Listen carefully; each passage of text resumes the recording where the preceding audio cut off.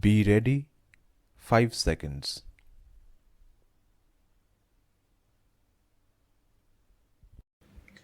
Chairperson, sir, thank you very much for giving me this opportunity to speak on this bill out of turn on my request.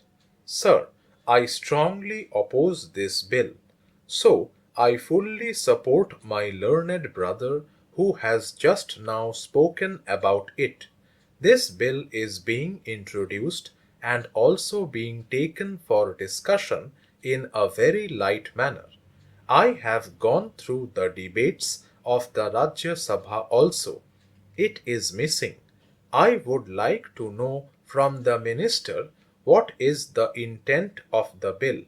In the name of ease of doing business and in the name of ease of living, you are taking away the entire federal principles of the country, the constitution. Also, ecological protection laws are being violated. That is the reason why I strongly oppose this bill. This is a very simple way in which it is being introduced, but its impact will be very high.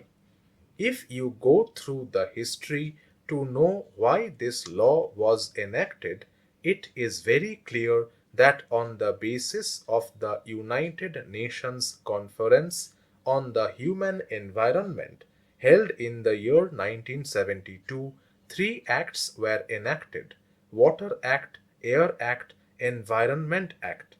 Those were the landmark legislations the Parliament had passed subsequent to the independence and subsequent to this conference.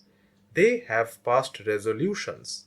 I would like to know from the minister when these resolutions were passed. Normally, this comes in the statement of objects and reasons. Politically, I would like to know about it. It is not there in the file. It is not there in the record. It is not there in the statements of objects and reasons. I am opposing this bill on two counts. The first one is that the principles of federalism are violated, and second one is that the laws are being violated. Now, the whole world is sensitive to ecological protection.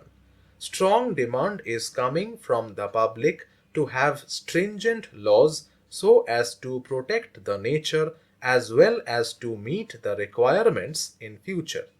All the ministers were very vocal in supporting the protection of environment and ecology. After that also we had a discussion, but we have never expected such a law from the minister. Global warming and climate change are the hot topics for discussion in forums. In the United Nations Framework Convention on Climate Change Conference, all the nations, including India, took pledge to mitigate carbon emission. We have decided to reach zero carbon emission stage and we are planning our programs to achieve that target. Even the Prime Minister has made a very specific statement where we are committed to have zero carbon emission and the programs are being planned. Carbon emission can be abated by mitigating the pollution, both water pollution and air pollution. Both water pollution and air pollution are having their own impacts on the carbon emission. There is no doubt about it.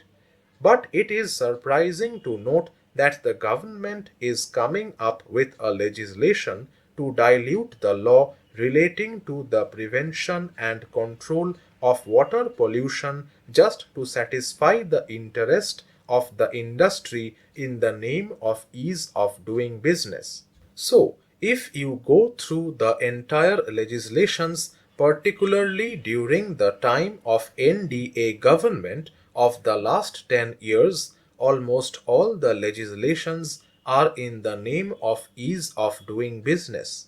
Forest Conservation Act Wildlife Protection Act and the Water Act have already said that these are all the landmark legislations of independent India.